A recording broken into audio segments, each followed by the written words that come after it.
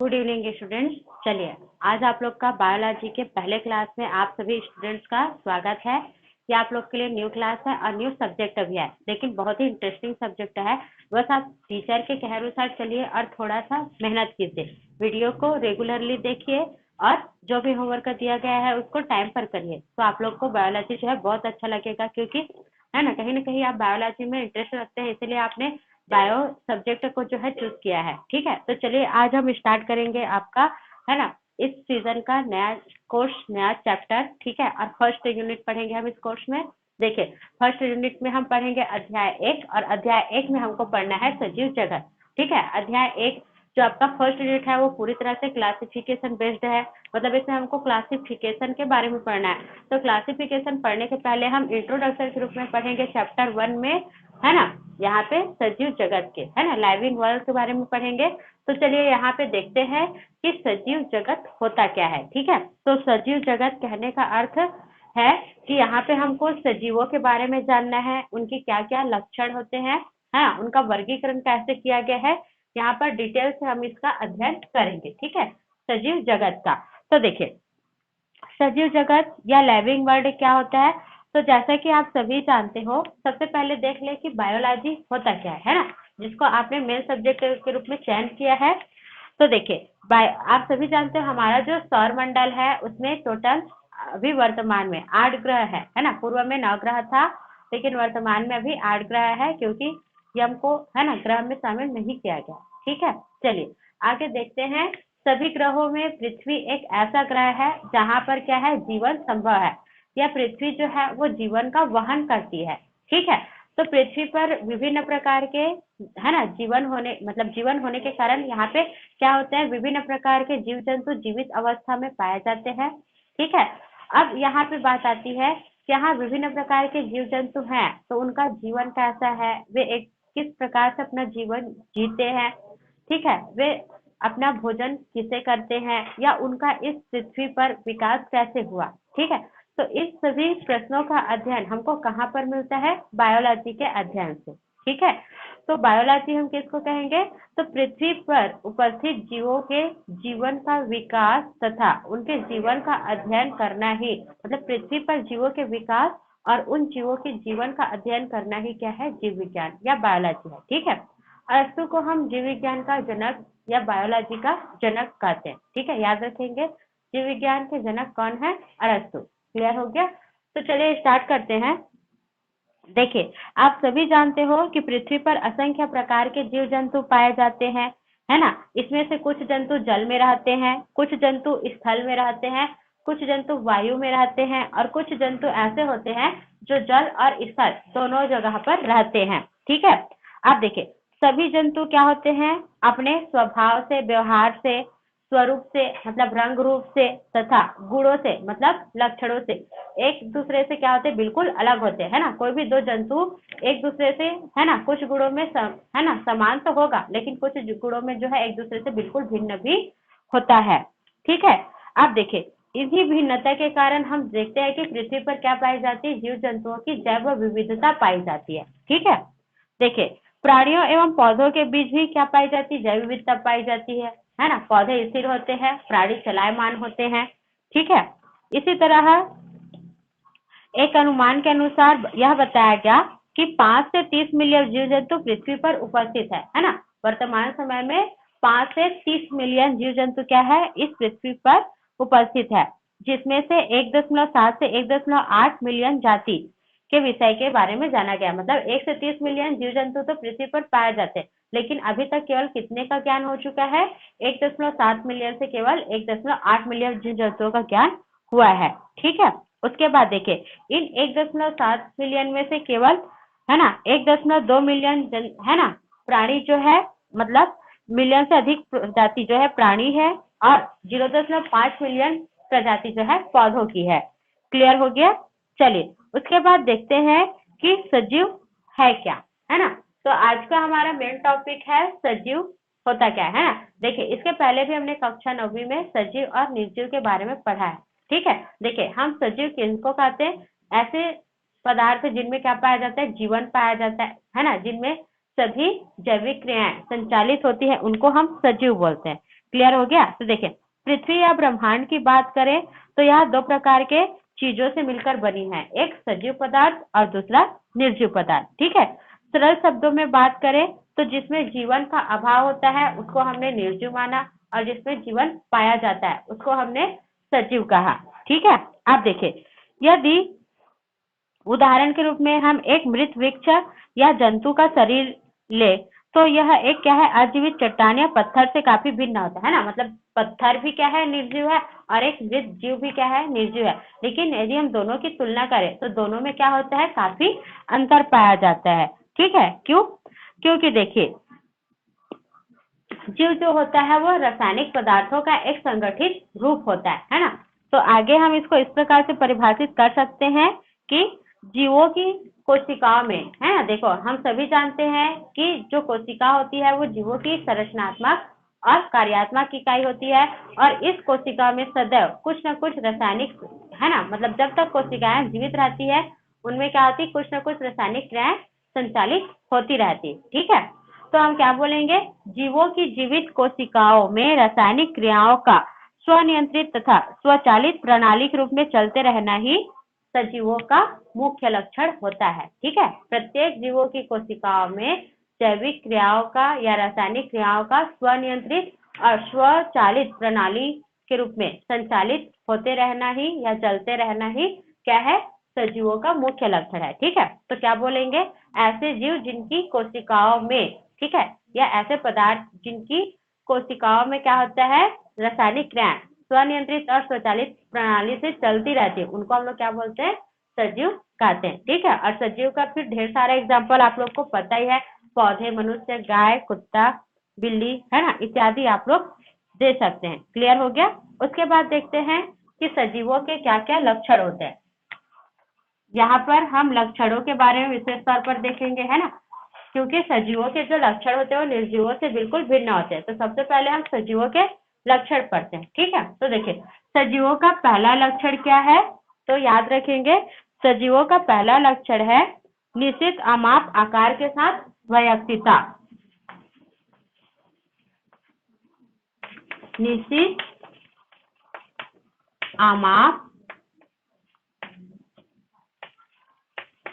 आकार के साथ वयस्कता। देखिए, निश्चित आकार अमाप के साथ वयस्कता सजीवों का पहला और मुख्य लक्षण के रूप में देख रहे हैं।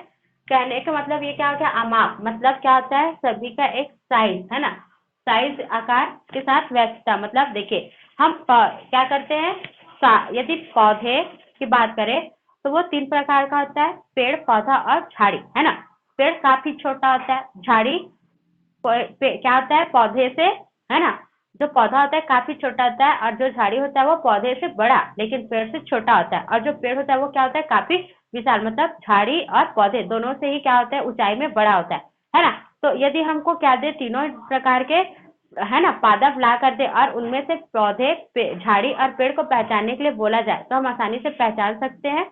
क्यों? क्योंकि हमको पता है कि उनका आकार ऐसा ऐसा होता है। ठीक है, तो हम उसको पहचान पा रहे हैं। क्यों? क्योंकि हमको उसके अमाप और आकार के बारे में पता है ना। तो इसी पहचान को हम लोग क्या बोल दिए, वैयक्तिकता बोल दिए।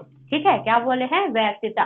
तो आप सभी जानते हो कि पृथ्वी पर जितने भी क्या है, जीव मौजूद है, ठीक है, जितने भी जीव मौजूद है सभी जीवों का विशिष्ट आकार एवं अमाप होता है। ठीक है, प्रत्येक जीवों का क्या होता है, विशिष्ट आकार, अमाप और आकार होता है, जिसके कारण उनकी एक निश्चित वैयक्तिकता होती है, और इसी वैयक्तिकता के कारण हम उन जीवों को क्या कर पाते हैं, पहचान पाते हैं। ठीक है, चलिए उसके बाद दूसरा, सजीवों का दूसरा लक्षण क्या है, तो सजीवों का दूसरा लक्षण है संरचना तथा विशिष्टता।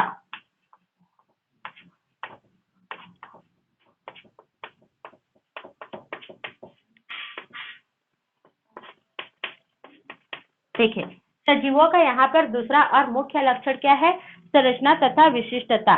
हम सभी जानते हैं कि देखो, सभी सजीवों में, है ना, मतलब जो जीव होते हैं, ठीक है, वो क्या होते हैं, किसी न किसी प्रकार के रसायनों के बने होते हैं। ठीक है, देखिए, प्रत्येक सजीव जो होता है वो क्या होता है, अनेक प्रकार के रसायनों से बने होते हैं। जैसे कि हमारा जो शरीर होता है उनको बनाने वाले जैव अणु कौन कौन से होते हैं? ग्लूकोज, प्रोटीन, विटामिन, वसा, लिपिड, ये सब है ना जीवों के शरीर को निर्माण करते हैं। इसलिए बोलते हैं कि जो जीवों की जो शरीर होती है वो क्या होती है? विशिष्ट प्रकार के या अनेक प्रकार के रसायनों की बने होते हैं और ये सभी रसायन जीवों की कोशिकाओं में निरंतर संश्लेषित होते रहते हैं।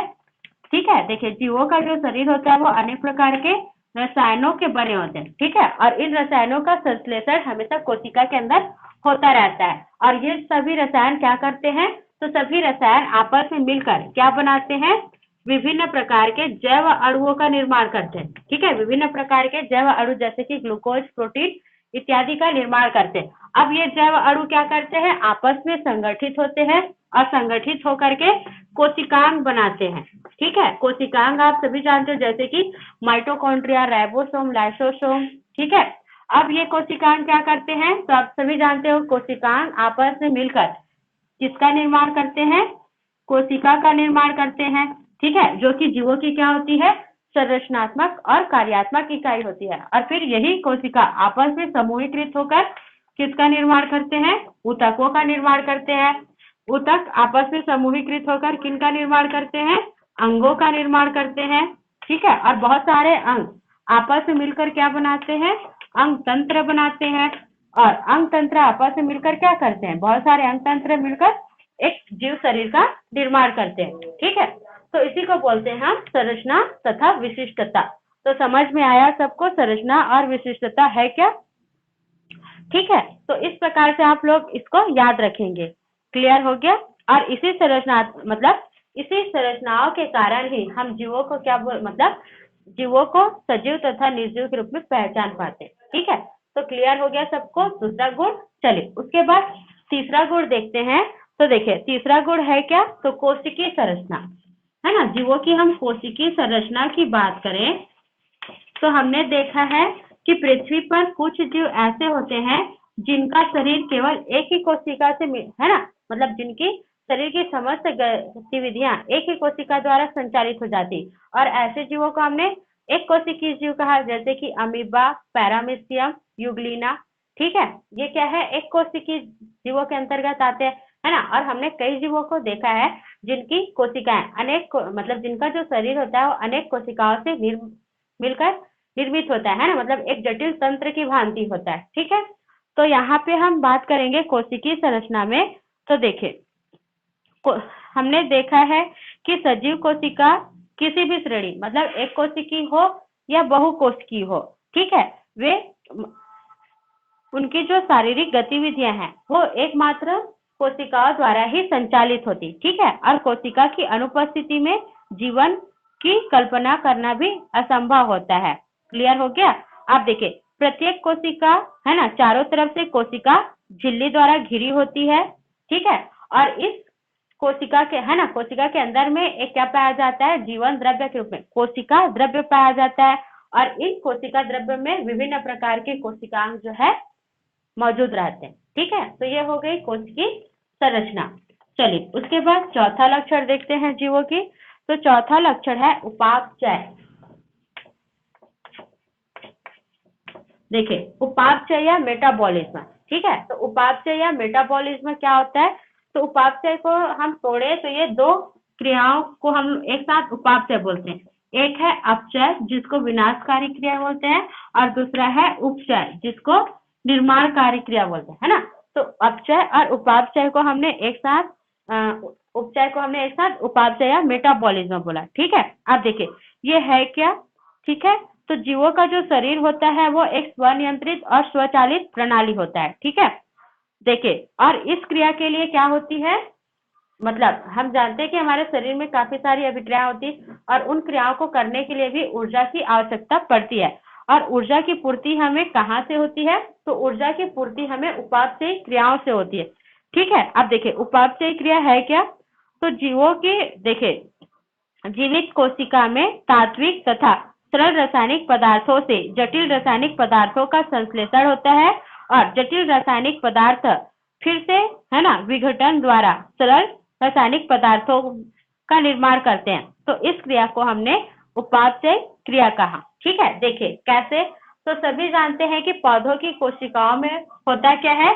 सरल तात्विक पदार्थ मतलब 6CO2 प्लस 12H2O, ठीक है, 6CO2 और 12H2O की सहायता से, है ना, सनलाइट के प्रेजेंस में क्लोरोफिल भाग में, ठीक है, सनलाइट के प्रेजेंस में क्लोरोफिल भाग में क्या होता है, ग्लूकोज का निर्माण होता है ना, और ऑक्सीजन गैस मुक्त होती है। ये सबने प्रकाश संश्लेषण की क्रिया में पढ़ा। ठीक इसके अपोजिट, ठीक है, कुछ विनाशकारी अभिक्रियाएं भी होती है। विनाशकारी अभिक्रियाओं में होता क्या है, देखिए, जीवों की कोशिका के अंदर इसी ऑक्सीजन की उपस्थिति में, ठीक है, ऑक्सीजन की उपस्थिति में होता क्या है, तो इस ग्लूकोज का अपघटन पुनः कार्बन डाइऑक्साइड और जल में हो जाता है। ये देखिए, ठीक है, जल में पुनः हो जाता है। तो ये यहाँ पे क्या हो गई, यहाँ पे बन रहा है सरल पदार्थों से जटिल रासायनिक पदार्थ बन रहा है, तो ये निर्माणकारी अभिक्रिया है। और यहाँ पे जटिल रासायनिक पदार्थ से पुनः सरल पदार्थ का निर्माण हो रहा है, तो ये क्या है, विनाशकारी अभिक्रिया है ना, मतलब अपचय क्रिया। और ये यहाँ से यहाँ तक क्या है, उपचय क्रिया है, ठीक है। और इन्हीं को हम एक साथ क्या बोल देंगे, उपापचय क्रिया बोलेंगे, ठीक है। तो क्या कह दिया जाएगा, जीवित कोशिका में सरल रासायनिक पदार्थ या तात्विक पदार्थों से, ठीक है, जटिल रासायनिक पदार्थ बनने की क्रिया क्या कहलाती है, उपचय क्रिया कहलाती है। और पुनः जीवित कोशिकाओं में विशिष्ट विघटन अभिक्रियाओं द्वारा जटिल रासायनिक पदार्थ से पुनः सरल या, ठीक है, सरल तात्विक पदार्थों के बनने की क्रिया अपचय कहलाती है। और इस क्रिया में क्या होता है, अत्यधिक मात्रा में ऊर्जा उत्पन्न होती है और इन ऊर्जाओं का उपयोग अन्य जैविक कार्यों को संपादित करने के लिए किया जाता है, ठीक है। तो ये हो गया आप लोग का चौथा जैविक सजीवों के लक्षण, उपापचय। चलिए उसके बाद अन्य लक्षण देखते हैं।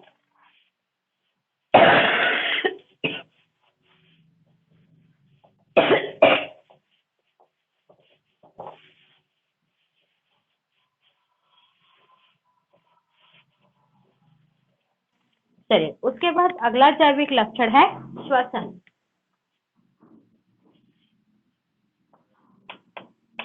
देखिए, श्वसन के बारे में हमने कक्षा 10वीं में भी पढ़ा।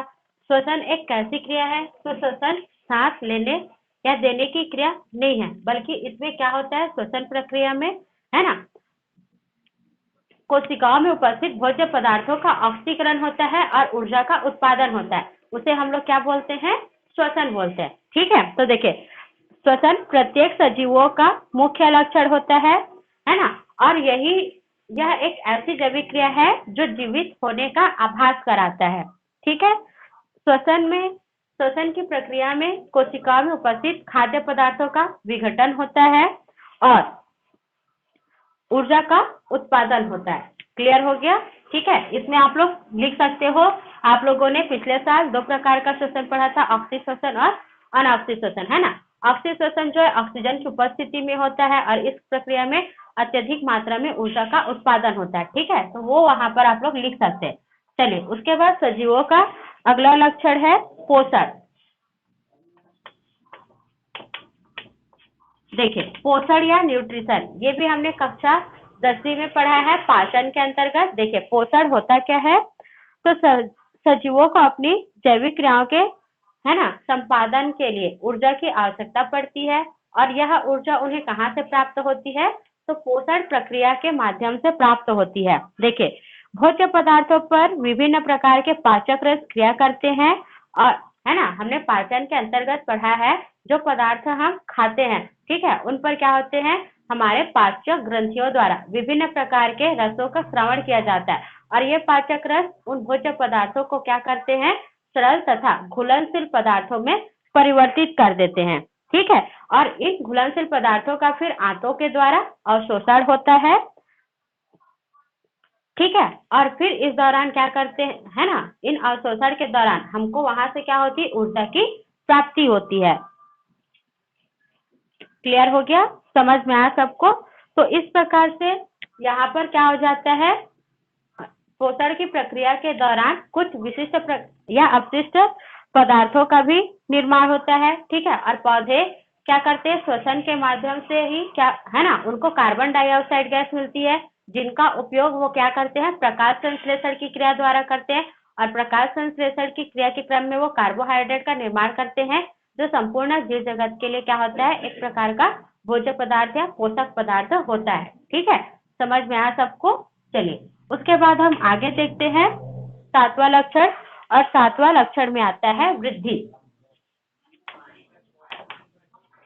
है ना, वृद्धि या ग्रोथ। आप सभी जानते हो कि कोई भी जीव जो जन्म लेता है वो क्या होता है, काफी छोटा होता है, उसका अमाप, भार, है ना, आकार क्या होता है, बिल्कुल छोटा होता है।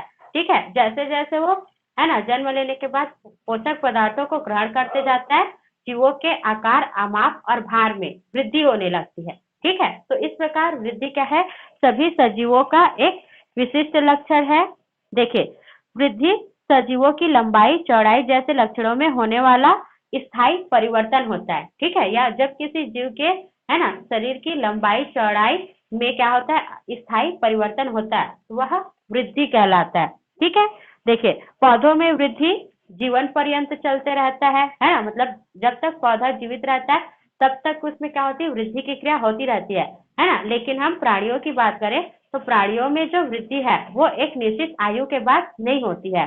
ठीक है, तो देखिए, और जीवों की यह वृद्धि किसके द्वारा होती है, तो कोशिका विभाजन के द्वारा होती। ठीक है, कोशिका विभाजन से कोशिकाओं की संख्या में वृद्धि होती है। ठीक है, जैसे जैसे कोशिकाओं की संख्या बढ़ती जाती है, नए नए ऊतक और अंगों का निर्माण होते जाता है। क्लियर हो गया? चलिए उसके बाद आगे देखते हैं प्रजनन। ठीक है, जीवों का अगला जैविक लक्षण, अगला लक्षण है प्रजनन। देखिए, प्रजनन क्या है, इसके बारे में भी हम कक्षा 10 में पढ़ चुके हैं। प्रजनन जीवों की एक अनिवार्य जैविक प्रक्रिया होती है, जिसमें प्रत्येक जीव पृथ्वी पर अपनी जात, है ना, प्रजाति की निरंतरता बनाए रखने के लिए अपने ही समान नए जीवों को उत्पन्न करता है। तो यह क्रिया क्या कहलाती है, प्रजनन कहलाती है। और इस प्रकार क्या हो जाती है, पुरानी पीढ़ी से फिर नए पीढ़ी का निर्माण होता है। ठीक है, और प्रजनन, है ना, देखिए, प्रकृति पे अनेक जीव होते हैं और उनमें से कुछ जीवों में क्या होता है, लैंगिक प्रजनन की क्रिया होती है। कुछ जीव ऐसे होते हैं जिसमें अलैंगिक प्रजनन होती है ना, और कुछ जीव ऐसे होते हैं जिसमें दोनों ही प्रकार का प्रजनन पाया जाता है। ठीक है, तो जैसे कि आप उदाहरण में लिख सकते हो कि अमीबा, अमीबा के में क्या होता है, अलैंगिक प्रकार का प्रजनन पाया जाता है। ठीक है, पौधे, पौधे में हमने देखा, पौधे में जो है लैंगिक और अलैंगिक दोनों प्रकार के प्रजनन पाए जाते हैं। ठीक है, चलिए उसके बाद अगला जैविक गुण है। ठीक है, अगला जैविक गुण देखते हैं समस्थितिपन या समस्थापन।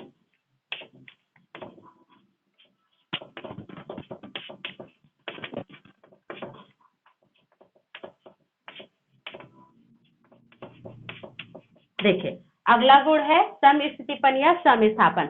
समस्थितिपन या समस्थापन का सामान्य अर्थ हम यहाँ पे देखें तो इसका अर्थ होगा अनुकूलन से। ठीक है, और अनुकूलन किसको बोलते हैं, तो प्रकृति में होने वाले परिवर्तनों के प्रति अब, है ना, ढल जाना ही क्या है, अनुकूलन होता है। ठीक है, क्योंकि जो जीव प्राकृतिक परिवर्तनों के अनुरूप ढल जाते हैं वे क्या होते हैं, प्रकृति में जीवित रह पाते हैं ना, और जो जीव अपने आप को प्राकृतिक परिवर्तनों के प्रति नहीं ढाल पाते वे क्या हो जाते हैं, मृत हो जाते हैं, है ना। प्राकृतिक चयन के अंतर्गत हमने इसको पढ़ा। तो देखिए, प्रत्येक जीवों में क्या पाई जाती है, प्रतिरोधों से लड़ने की क्षमता पाई जाती है। सभी जीवों में जैविक क्रिया निरंतर रूप से चलती रहती है और जीवों में बाह्य एवं आंतरिक कारक इन क्रियाओं को प्रभावित करते हैं।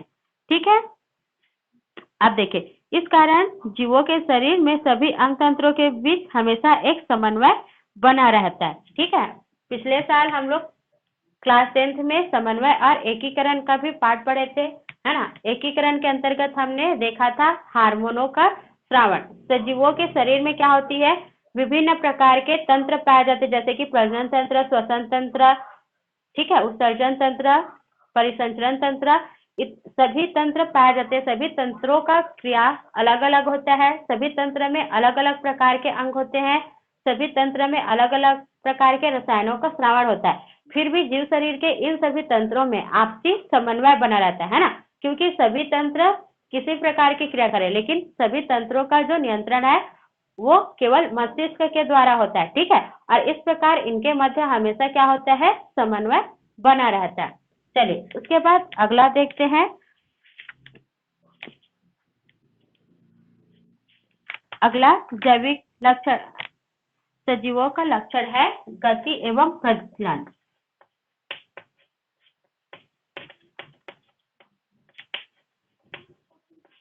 देखिए, गति एवं प्रचलन कहने का अर्थ यह हुआ, प्रचलन मतलब जानते हैं, है ना, किसी भी जीव के शरीर का, ठीक है, एक स्थान से दूसरे स्थान पर स्थानांतरित हो जाना प्रचलन कहलाता है।